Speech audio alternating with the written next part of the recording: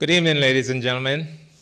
Welcome to our second presentation of the Historical Awareness on Race.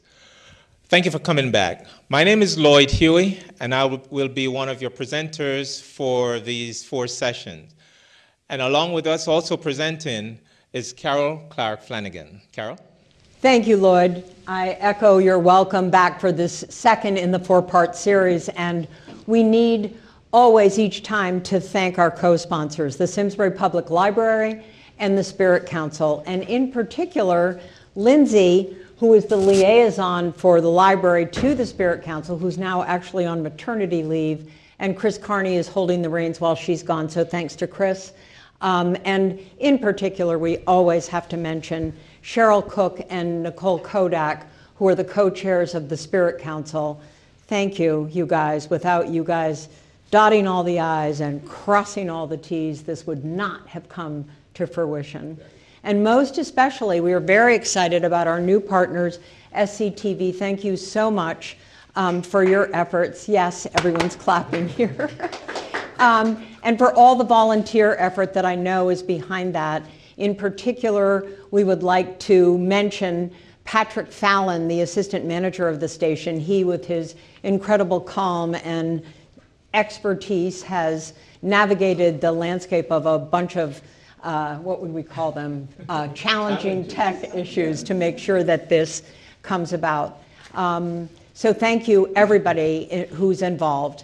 And we would like to begin by acknowledging that the land that is now the town of Simsbury on which we gather is the territory of the Masako and Weetag peoples, who have stewarded this land throughout the generations. We further recognize that the Weetag Masako peoples, their migration to Salisbury, Connecticut, along with other Tungus tribes at the end of Metacom's rebellion in the 17th century. The Witanook, Pequot, Putatuk, Tungus, and Mohican peoples came together along the Housatonic River, creating the contemporary Chattahoochee Nation. We thank them for their strength and resilience in protecting this land and aspire to uphold our responsibilities according to their example.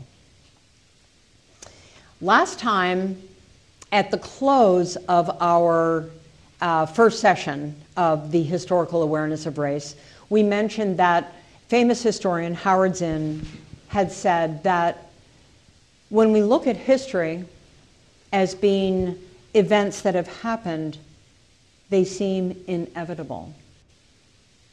And he argues that there are many moments in history that could have been, where there might have been alternatives. And he saw, last week we covered Reconstruction, and he saw Reconstruction between 1865 and 1877 as a moment in our history with could-have-beens. And so we promised that we would start this session with reading some of the responses, thank you very much for participating, on the Google Forms that we put in chat, asking you to use your social imagination to wonder what it might have been like to be in the shoes of people who had been enslaved and who were now emancipated at the very beginning of Reconstruction.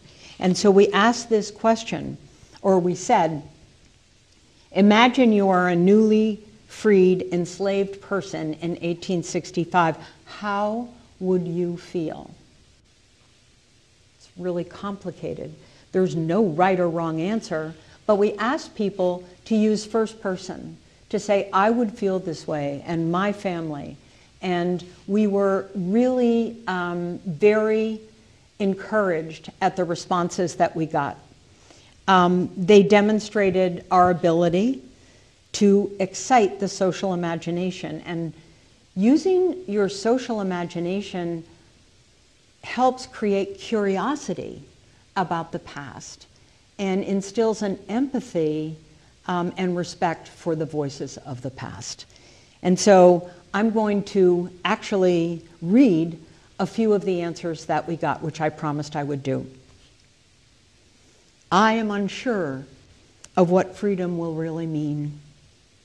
I am free from ownership, but is that what the Constitution means? And I feel conflicted.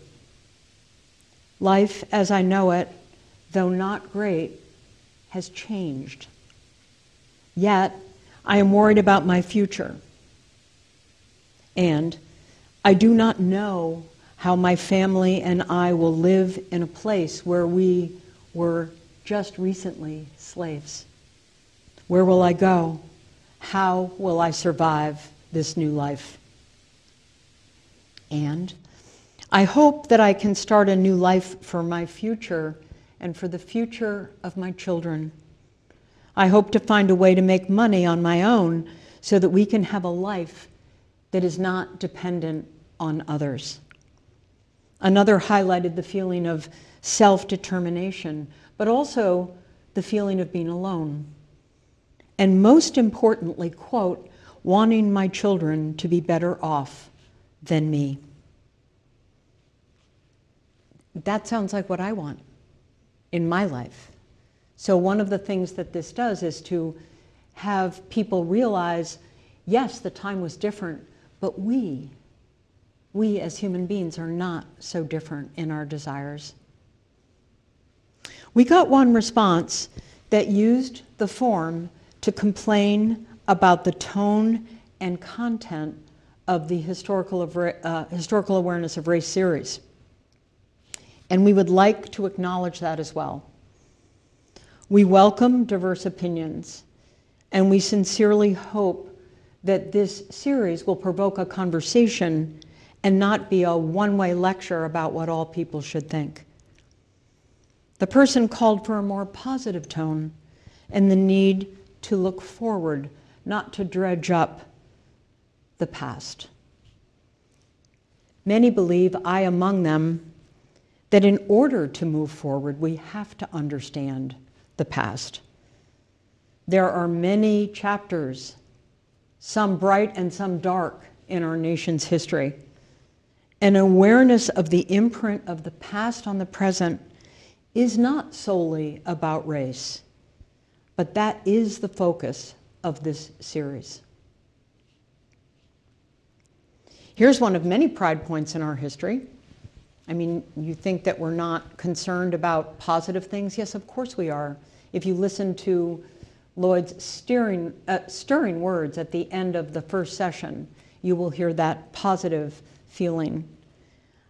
But one in our history that is alive and well today is our Constitution, which was a radical expression of liberty and equality when it was written more than 230 years ago. It has been amended to ensure that the same rights and privileges be given to all citizens and that those rights be protected. The fact that this document is still in effect is astounding. It should be a source of pride for all Americans that it is admired and been copied the world over. There is no one way to understand history, but there are ways to engage that we hope people who want their opinion listened to will adhere to. And from that kind of engagement, we can create space to listen and really hear one another. So, if you are interested in joining a conversation going forward after this series about the history presented, we invite you to share your contact information and specific areas you'd like to talk about in the Google form that we are sharing. If you registered this series for the series with the Simsbury Public Library, they will email you the form. If you are viewing this on SCTV, we have shared the link in the form in public comments. We couldn't possibly be more excited about the potential, the conversations that this will provoke. And now I am going to turn it over to my colleague, Lloyd Huey. Thank you, Carol. And again, thank you everyone for joining us again. And Carol, thank you for sharing the feedback from last week. Truly appreciate all the feedback, comments. And we welcome everyone who wants to participate, to share their comment, to join the conversation. And as I go along, I'll get into some ground rules that can help us all to really have open conversation, a dialogue, and understand where each person is coming from. So Martin Luther King said, "We must learn to live together as brothers, or we shall perish together as fools."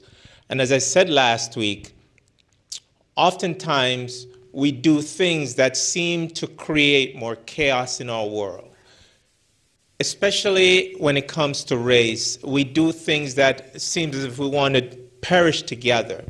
But our goal doing this presentation is to create this awareness so we can begin to have better understanding of each other, of where we have been, what have happened, and where we are going, and how we can better make steps and take strides to get to a better place.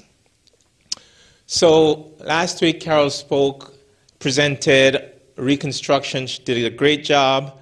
And this week, I'm going to pick up and I'm going to speak on emancipation, post-Reconstruction period. I'm going to touch on Jim Crow and its resonating effects, black codes, sharecropping, dead peonage. I'm going to talk about government segregation, laws and policies and how that impacted. And then I'm going to show a couple of examples of communities and how they were impacted, strides that were made, progress that was made, and setbacks that were experienced. I also want to bring back one of the slides from last week because I think it's important for us all to remember we are brothers and sisters, and we are our brothers and our sisters' keepers.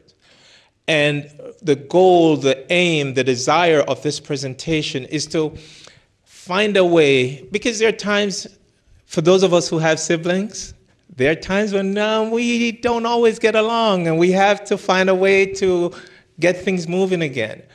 And as a society, there are times in our culture where we don't treat each other like we're brothers and sisters.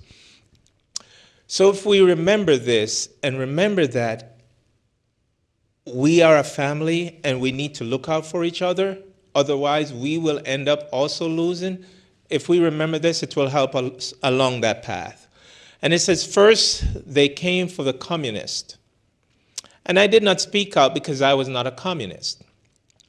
Then they came for the socialists. And I did not speak out because I was not a socialist. Then they came for the trade unionists, and I did not speak out because I was not a trade unionist. Then they came for the Jews, and I did not speak out because I was not a Jew. Then they came for me, and there was no one left to speak for me. There are many reasons for us to remember this saying and this poem. But one of the reasons is to remember that the sum of us is more powerful and greater than just some of us or just you or me by ourselves.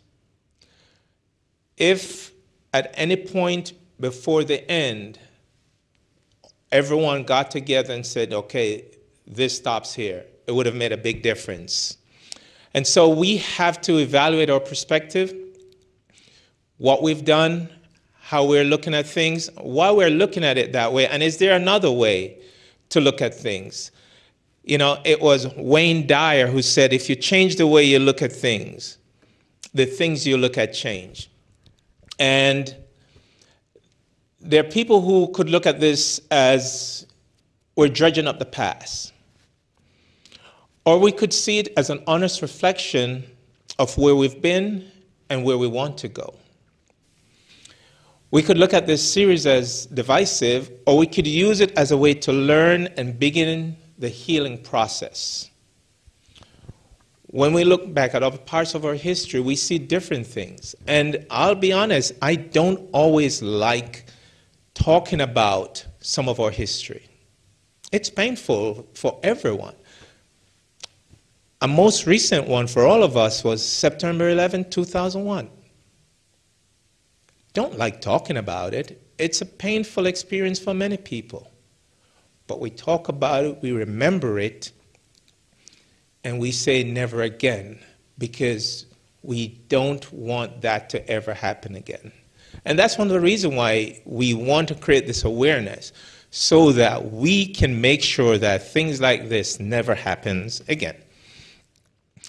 And, you know, as I said last week, it's about perspective. So when we look at this slide, if we're willing to move our position, change our position, go and closer to where the other person is and try to see things from their perspective, it will broaden my perspective, and we'll be able to make progress and understand where they're coming from and not have the division that we sometimes see. Last thing to remember on that is we sometimes say the same things, but we may be saying it about different things. So let's try to have a more open mind and be understanding and welcoming of each other. Now, as Carol said, we're inviting everyone to participate. We welcome your feedback. We welcome your opinion. We want to engage, because for Simsbury, for Connecticut, for the United States, for our world, I want to see our world a more welcoming and inclusive society. And it starts with me. It starts with you. So let's feel free to share openly and respectfully, even when sharing is hard. Listen and be respectful to other people's opinions. It is okay to disagree with something that is said, but please do not be disagreeable. Clearly state what you disagree with, why you disagree with it. No personal attacks. And while we have different political perspectives, different opinions, let's not politicize our communications through this process. So last week, Carol gave us a great presentation on the Reconstruction period and the challenges and opportunities for the people who would no longer be enslaved. Reconstruction, or what was also known as the first civil rights period, ended with the Compromise of 1877. What was the Compromise of 1877? That was an informal agreement between the Southern Democrats and the allies of Republican candidate Rutherford Hayes to settle the results of the 1876 election. That election was disputed, and so an agreement was formed between the allies of the candidate Rutherford Hayes and the Southern Democrats to allow Hayes to become the president, and in exchange, he would withdraw all federal troops from the South. The reason the South was, the troops were sent to the South was because upon emancipation, there needed to be protection for those who were formerly enslaved. They had no land, no education, no money, no possession, and they were in danger. And so it was a means to protect them until some normalcy could be brought back. But with the Compromise of 1877, that came to an end. So last week, we asked for those who could to watch the documentary Slavery by Another Name. I'm not sure how many of you had an opportunity to view that film. But it was a great summary of what many people in the Black community experienced and what happened throughout, primarily the South, during that time. What happened before and during this period was horrible, and I pray and hope that no one will ever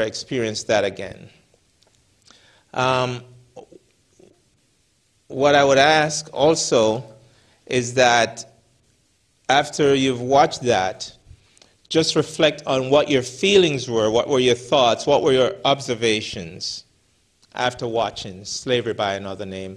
And I believe that there is a document that was sent out, and if it wasn't sent out, it will be sent out, where you can reflect on it and share your thoughts on after watching that. What were your experiences? What did you feel? How did it make you feel? And how much of that information did you actually know before? I know that for the longest time, the greater part of my life, I was not aware of much of that information. Others may have been, but unfortunately, I did not. Now, George Santayana said that those who cannot remember the past are condemned to repeat it.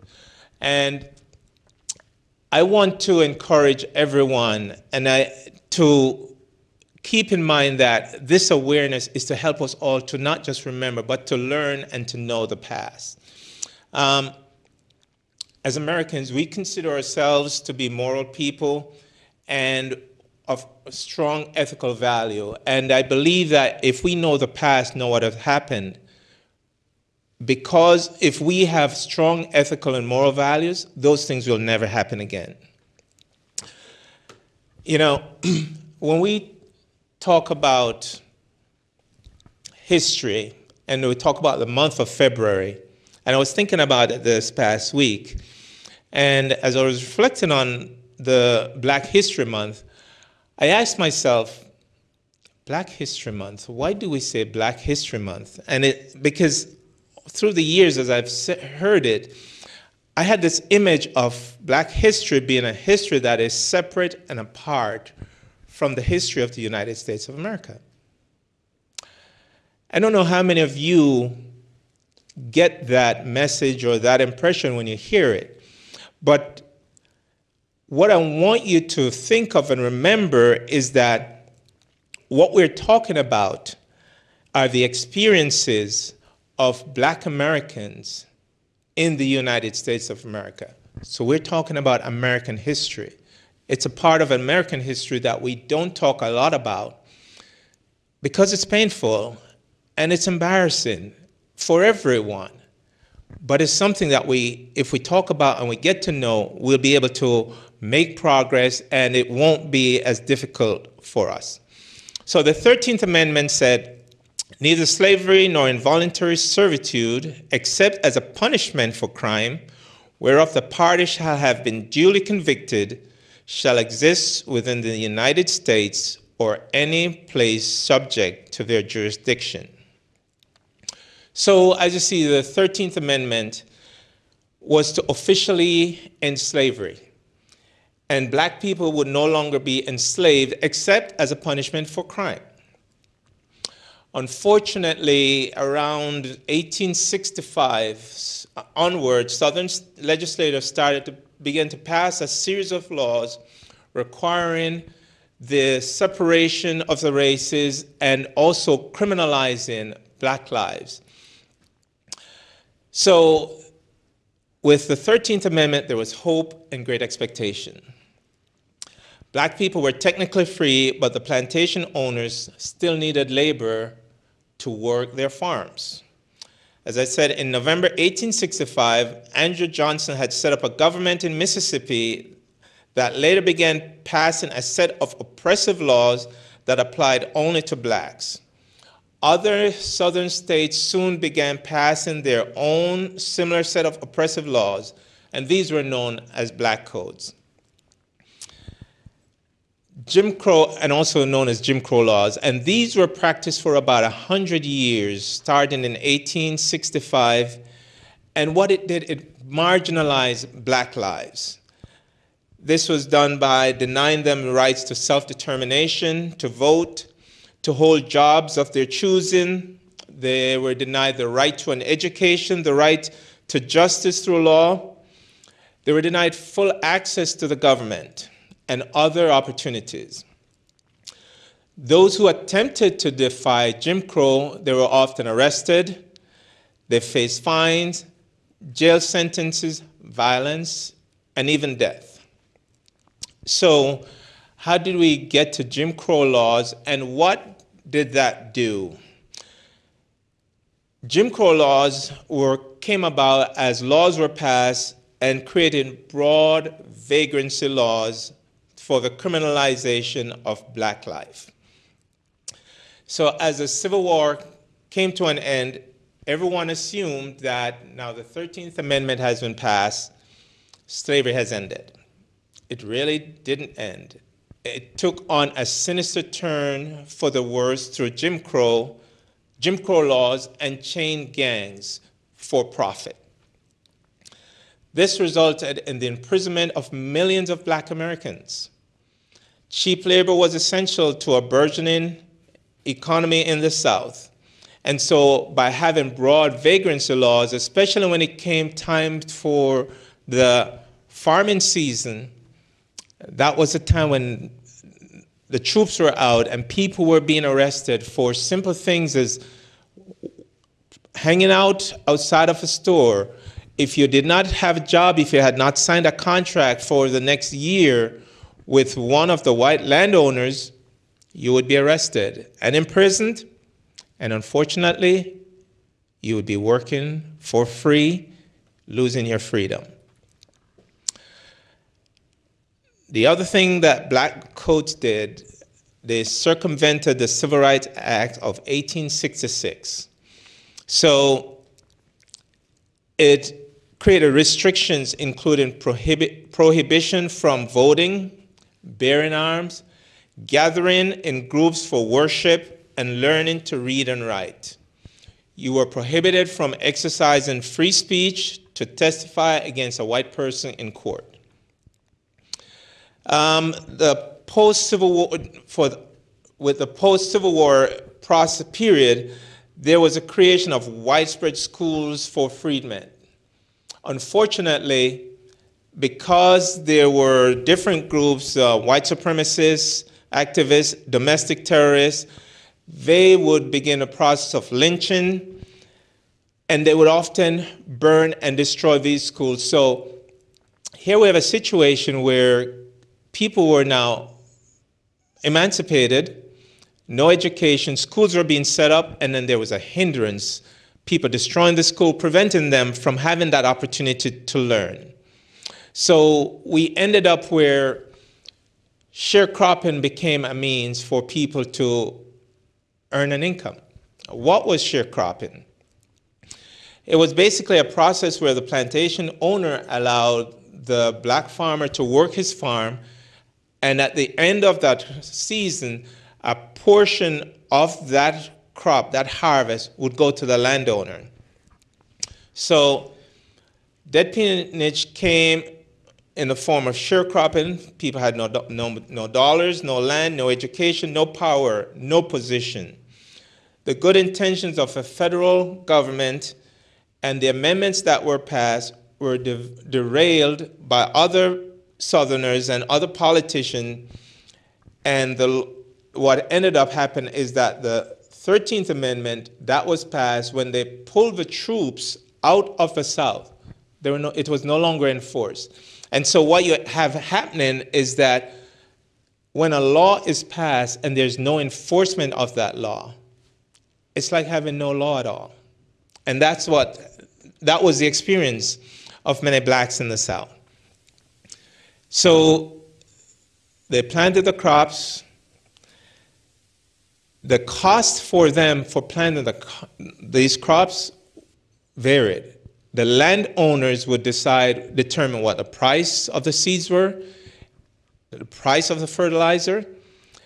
If you needed farming implements, you could rent that from them, and they would sell that to those farmers at inflated prices. When the crops came to maturity, those same landowners would determine what the value of that crop was. And oftentimes what would end up happening is the value of the crop would be less than the value of the debt that they had taken on. When we talk about dead peonage, as you know through history, slavery had been outlawed and the buying and selling of people was prohibited. However, like so many things, there's an end run, there's a loophole. You cannot sell the people legally, but you can sell the debt. So just picking a number, let's say it's today's dollars, and I owe you $100,000. And I'm working on your farm after all these years, and you want to collect your money, but I can't pay you. There's another farmer down the road who has the resources, and so he agrees to buy my debt, the debt that I owe you. Maybe it's for $90,000, maybe it's $95,000. So you can't sell me, but you can sell my debt. And by selling the debt that I owe, now I belong to that other farmer. So essentially, debt peonage allowed for the continued buying and selling of people. And that created, as would be expected, a whole lot of challenges. And so what we have is that the amendments that were passed were circumvented by various loopholes. There was no federal enforcement. States began to codify black codes as the U.S. transitioned to Jim Crow. This began with the use of the 13th Amendment to criminalize black life. And you do that by using forced labor. You sell people into different industries. They lost their freedom. Now they work for you. And if you watch Slavery by Another Name, the situation was worse for these people because during that time, you had no rights. No one really cared about you. You had no value except for that day's work. As a slave, the value was that someone had invested money into you and they'd like to keep you working for as long as possible to get that money back. With Jim Crow laws, there was no protection. So people were sold for labor, and when they were sold for labor, if they were worked to death, the body was returned, and they'd rent a new person. So what we end up happening is that the courts also did not protect all its citizens. So in Plessy versus Ferguson, the Supreme Court ruled in 1883 that the Civil Rights Act of 1875 was unconstitutional, meaning the 13th and 14th Amendment. They said that the 13th and 14th Amendment did not give Congress the power to regulate the affairs of private individuals and businesses. Separate but equal was essentially codified for the next 100 years. Yes, it was separate, but it was not equal. And I would dare say that separate and unequal still exists today in schools, in housing, access and availability, in employment, and as you know, people of color have limited networks to network and gain access to certain opportunities. You have those challenges still. So during the 1870s, Southern Democrats gained control of state legislatures. They rewrote state constitutions to legitimize racial segregation and oppression. These Jim Crow laws state they circumvented the 13th, 14th, and the 15th Constitutional Amendment, thus preserving slavery by another name. So what we see happening here was that there was a progression of all state laws being passed and the negative impact to the community. detrimental to the community. It ended up where 11 of 12 Confederate states passed new constitution institutionalizing economic, educational, and social disadvantages for blacks, also known as Jim Crow laws. So the Civil War was fought. People lost their lives. We came through emancipation, and interestingly enough, for those who were enslaved, they received no education, no money, nothing. But how many of you know that reparations were paid? Yes. There were, I think, $300 per slave was paid in reparation to the landowners. So approximately $1.2 billion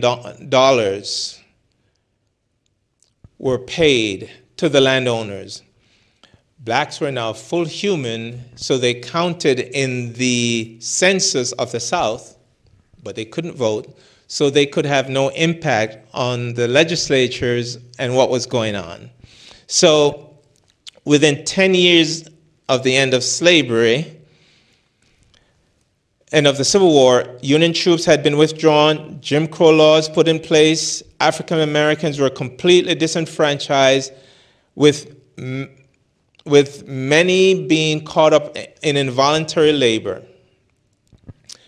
Freedmen were counted as full citizens, as I said, resulting in the South getting a greater number of federal representatives, more voting power in the Congress, but there were no rights or privileges given to blacks.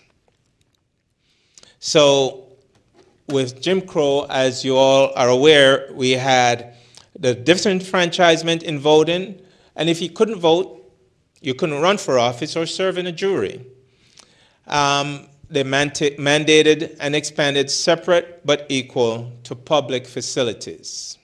So the Supreme Court said that you couldn't enforce it for private individuals, but with Jim Crow fully enforced and imposed, it was now mandated to public facilities.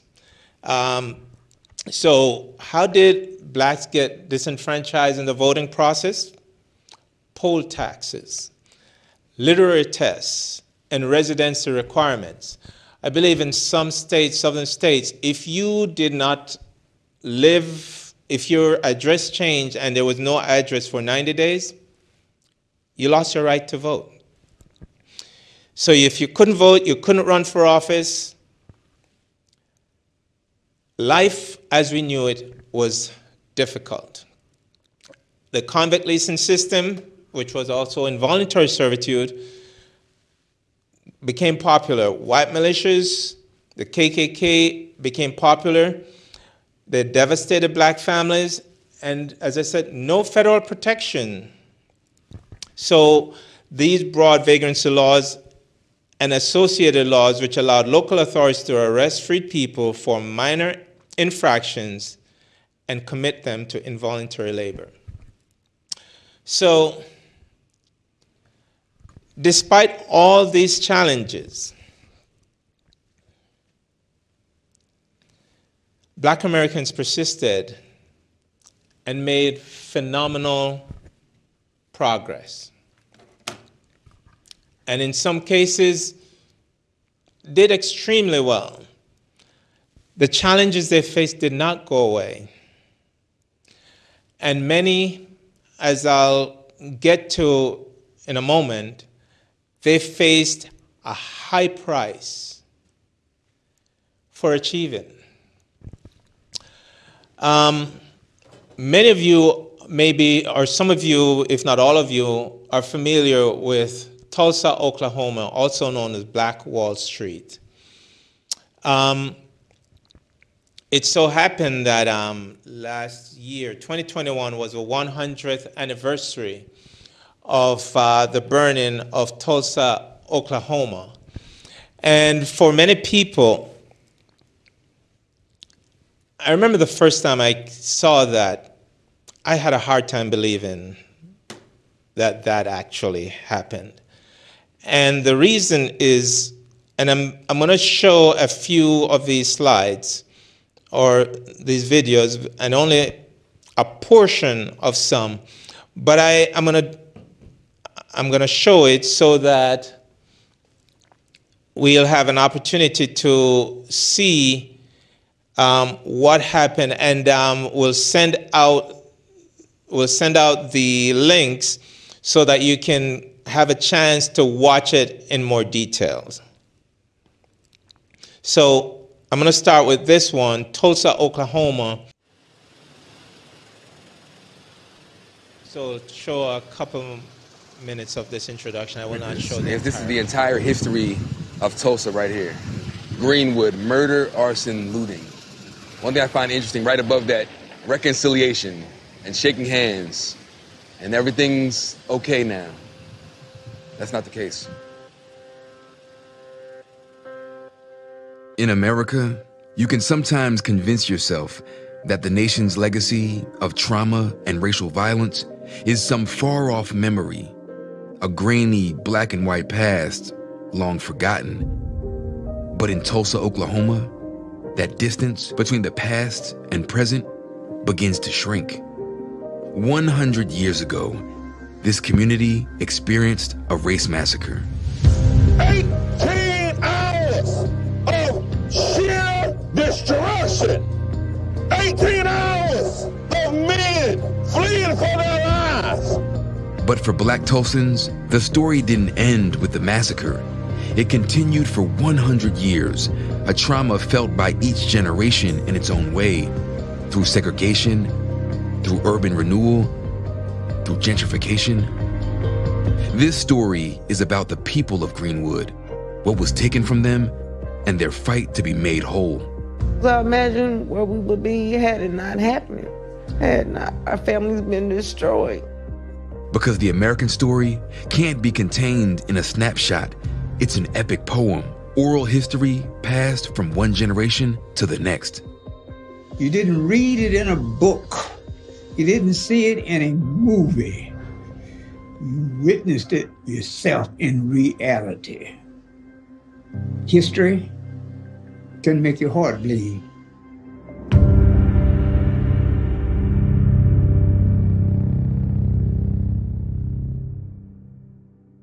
That streak of white violence undid this place.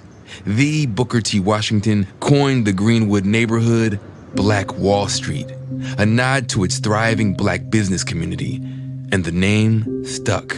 Black Wall Street is really a reference to the economic and entrepreneurial character of the business district in the Greenwood community. These were mom and pop type operations, sole proprietorships, beauty salons, restaurants, grocery stores, haberdasheries, pharmacies. On the eve of the massacre, Greenwood was a district of 10,000 people and one of the wealthiest Black communities in the United States. But Greenwood was an island of Black prosperity in a sea of racism.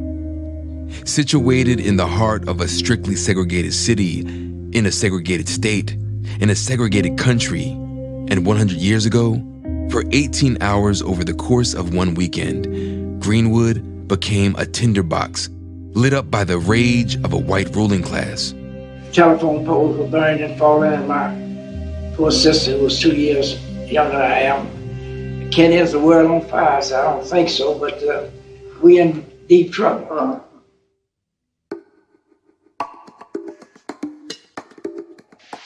So the catalytic event for the massacre in Tulsa in 1921 began on Monday, May 30th, 1921.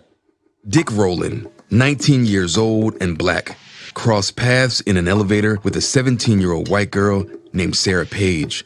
History books offer us one version of events. Something happened on the elevator. We don't know exactly what, but it's likely that Dick Rowland either bumped into, brushed up against, or stepped on the foot of Sarah Page. She overreacted. She began to scream. Dick Rowland, frightened, ran from the elevator. Family lore offers another. What the man saw was not a man attacking a woman, not a Black man attacking a woman. What he saw was two people kissing. Sarah Page and Dick Rowland were lovers. He was accused of attacking her, and Sarah, from what we understand, tried to tell him, no, we're in love. We're getting married. She would refuse to cooperate with prosecutors after they arrested Dick Rowland and charged him with assault. Though that might have been the end of the story, it wasn't because of the role of the Tulsa Tribune. It published a story the next day entitled "Nabbed Negro for Attacking Girl in an Elevator."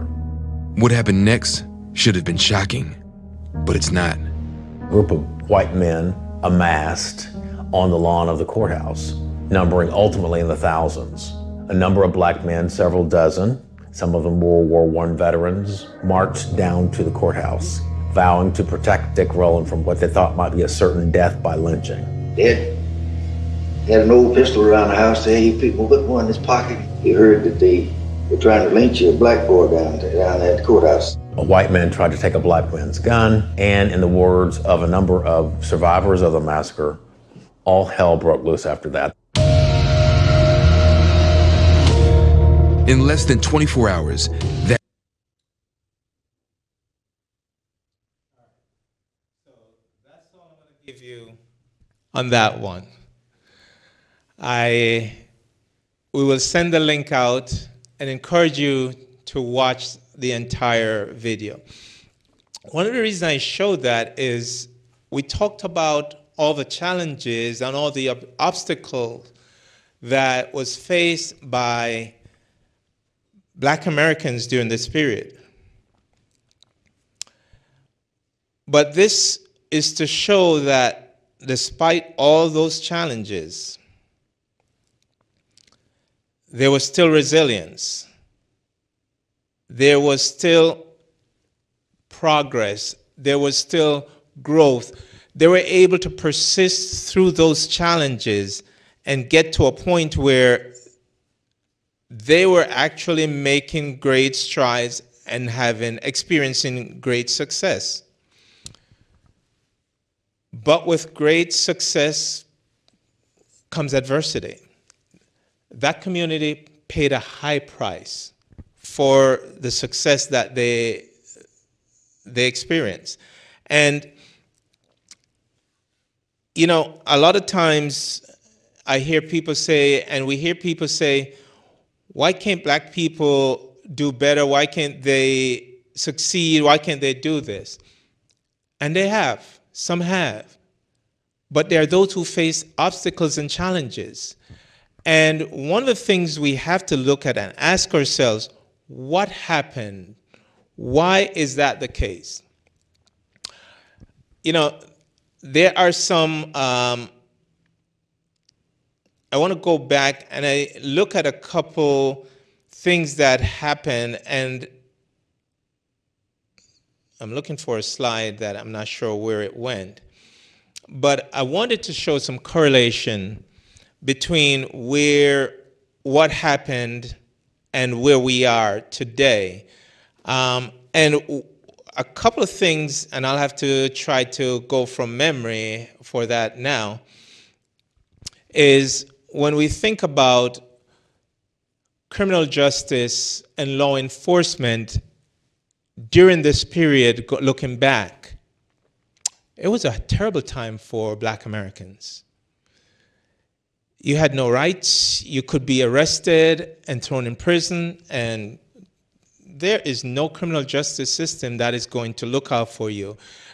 If you study more and look at how easy it was to convict a Black person, whether it was real or perceived, if my body was wanted to work in a plantation, they didn't really need a court. The landowner would have his own justice of the peace. He would stamp the paper saying, yes, I'm convicted and I'm guilty, and off I go. Thankfully, it's not nearly as bad today for Black Americans. There are still challenges with our criminal justice system and with law enforcement, but I like to think that we've made some progress since then. The other area that I look at that I want to make a correlation with, in addition to our law enforcement and criminal justice system, is our education system. And when we think about our education system today versus then, when I think about it, back then it was separate, it was said to be separate but equal. When I look at the pictures of different school systems, you know, a high school or a middle school in a black community versus a high school or a middle school in a white community, they were separate, all right, but definitely not equal. The level of education that was given at that time was different, however, because in the black community, you had a lot of black teachers who were teaching, and so they were doing everything they can to get those kids educated. I think today, in our public school system, we don't have that same commitment to our urban school system as we do to our suburban school systems. Yes, we do spend more money per student in many of our urban school systems, but at the same time, we don't provide our kids with the same quality education. We tend to lower the standard in our urban schools. That's a wrong thing to do. If we want our kids to succeed, we have to raise the standard. Whether they're achieving that or not doesn't matter. Raise the standard, let them reach for that. Because when you raise the standard, the kids, those students will rise to the challenge and they'll do well. But when you lower it, even kids who would do well, they're bored and they do not perform at the level that they can because they're not motivated. When a student is bored, think about it. When your kids are bored, do they act at their best? No. So if we are in a school system and our kids are bored, they will not be at their best. So our education system, you know, you look at what it was then and you look at what it is today, and we have some work to do there. Housing was not a pretty time for people of color. The government in 1935 passed the FHA bill so that homeowners, people who wanted to buy a home, would not have to put up 50% of the value of the home and have 5 years to pay it off. You could now put up 5% of the value of that home and you'd have 30 years to pay that off.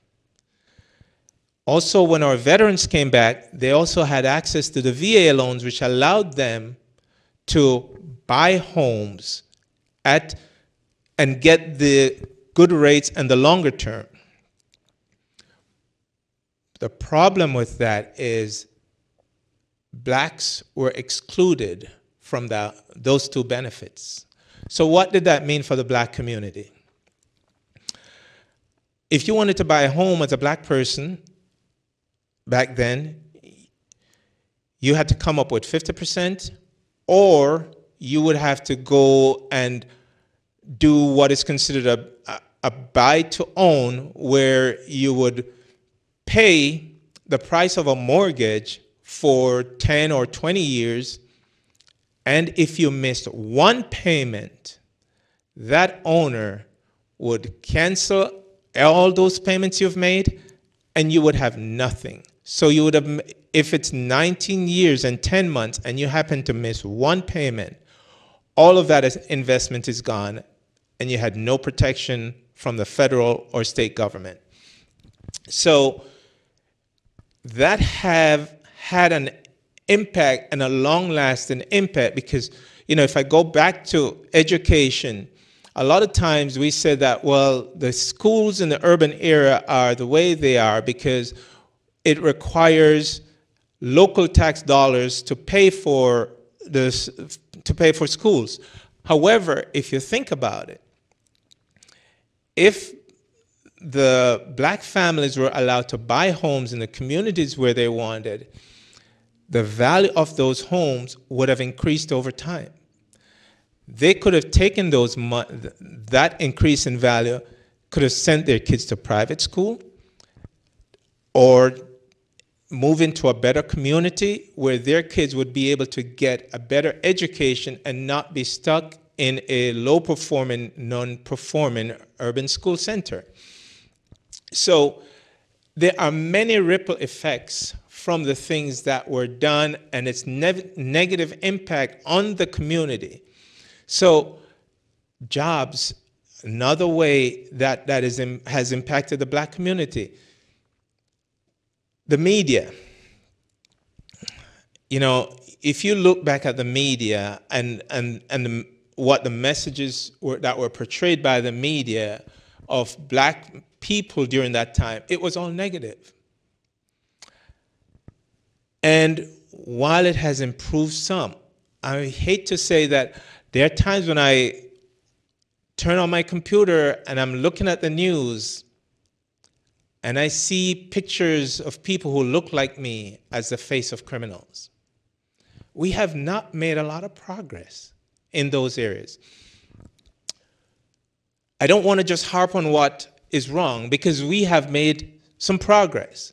But we also have to remember that, as one of the slides shows, our perspective will depend on where we're standing or where we're sitting. Because I live in Simsbury, my perspective will be different on a lot of things from someone who lives in Hartford in an urban setting in a dilapidated housing section of the community that don't have the access that I may have or someone else may have living out in the suburb. And so we have to start thinking, why is it that this person is living there, and would they like to move? And if they could move, where could they move to?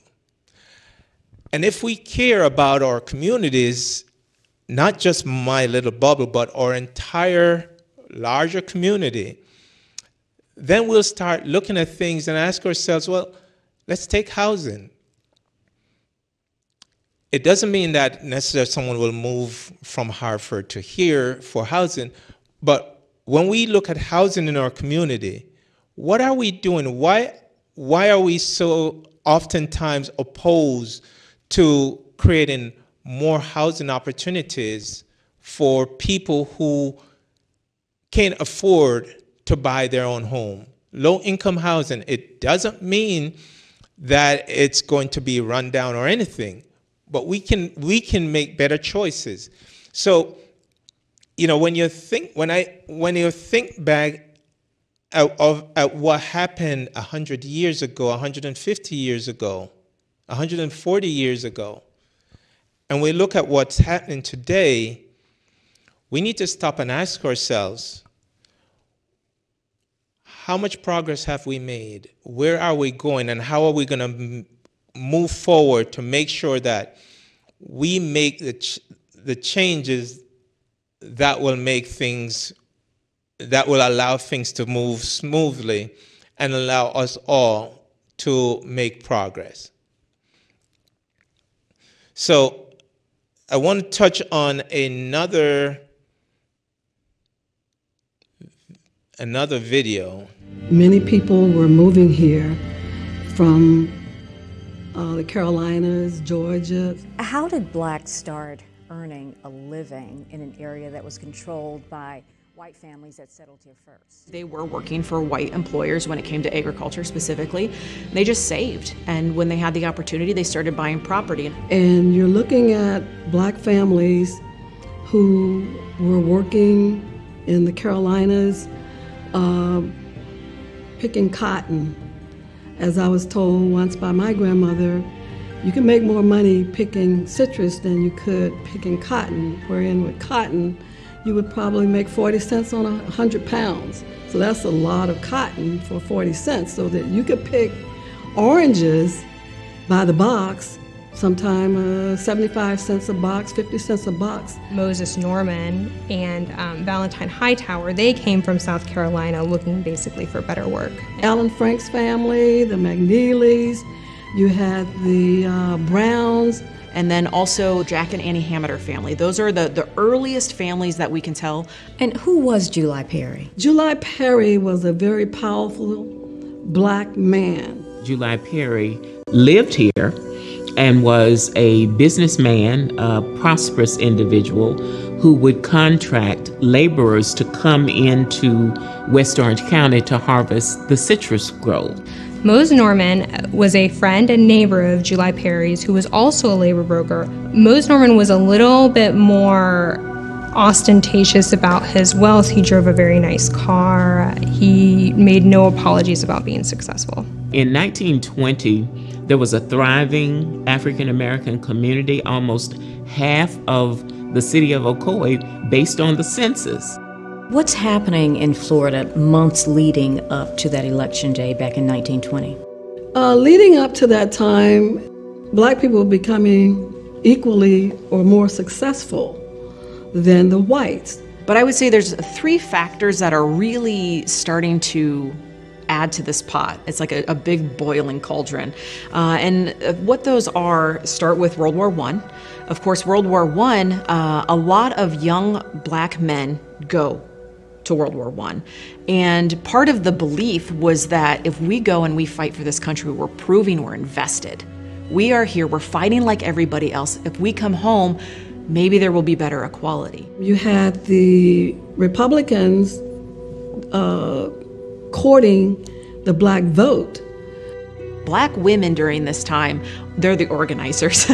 I mean, they are really starting to say, like, we deserve this, and when our men come home, it's about equality. So you've got all of these different things sort of happening in Florida, and what happens is you start to see a rise in white supremacy and Ku Klux Klan activity specifically throughout the state, trying to essentially quash the votership throughout the state. Who are the characters in or around Ocoee who are trying to rally and encourage blacks to vote in November? The people who are most often cited are Judge John Chaney and W.R. O'Neill. They are actively, they are Republican, and they are actively seeking, trying to help black voters get registered. They receive a letter from the KKK stating, you had better stop offering lectures to the black community about exercising their legal right to vote, or else. July Perry and Mose traveled back and forth to Orlando and coming up with, strategies to get people to vote. He had black and white folks working for him 100 years ago. He had the audacity to organize his community to vote in a presidential election.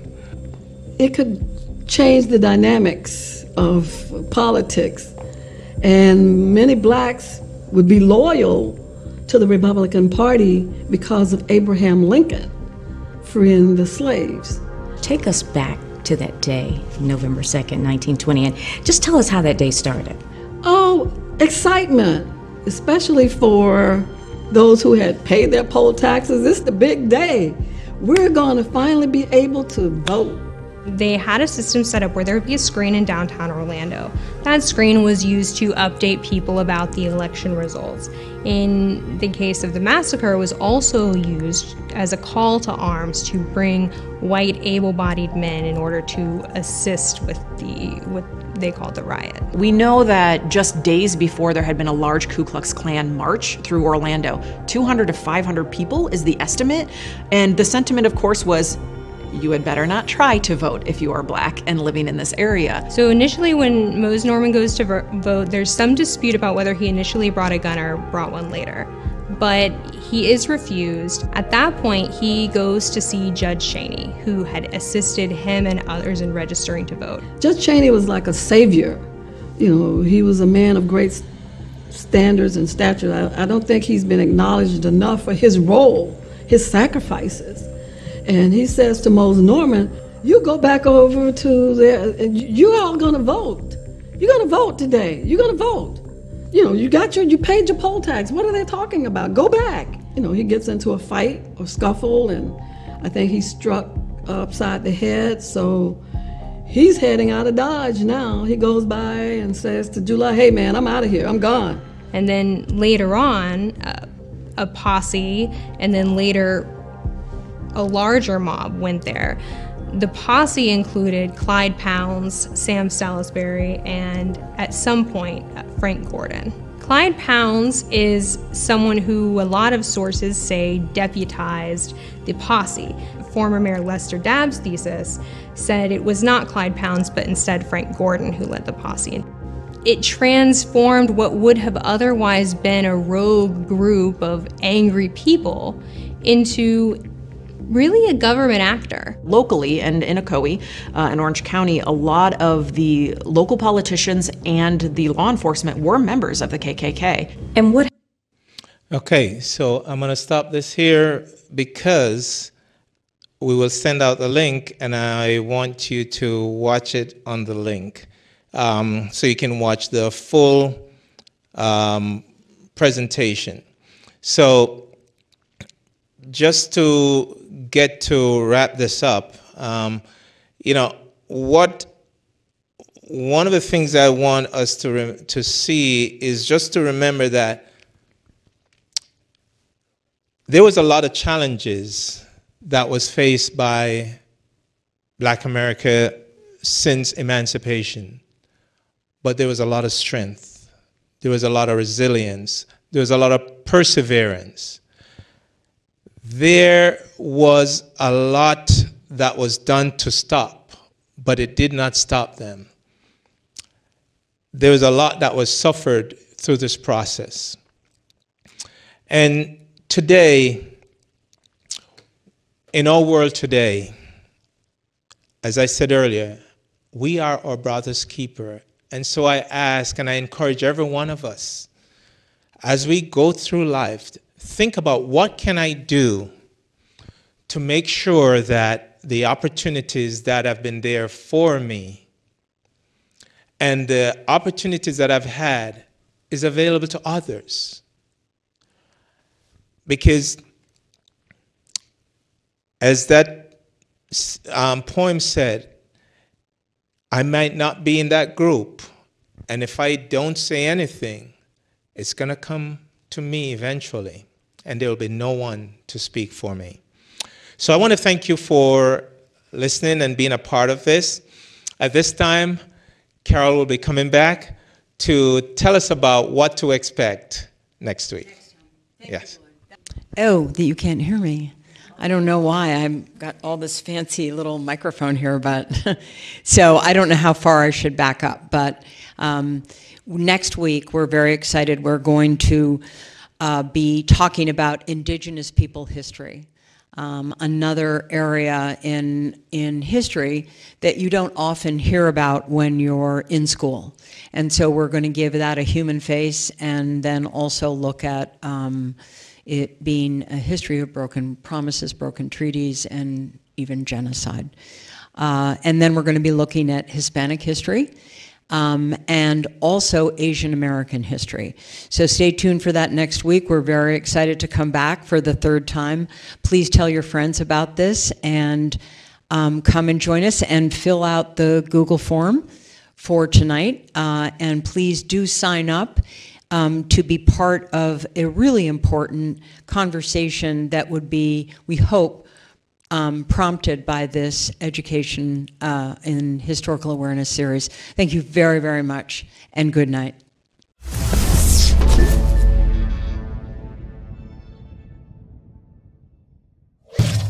Funding for Simsbury Community Television is provided in part by contributions from viewers like you. Thank you.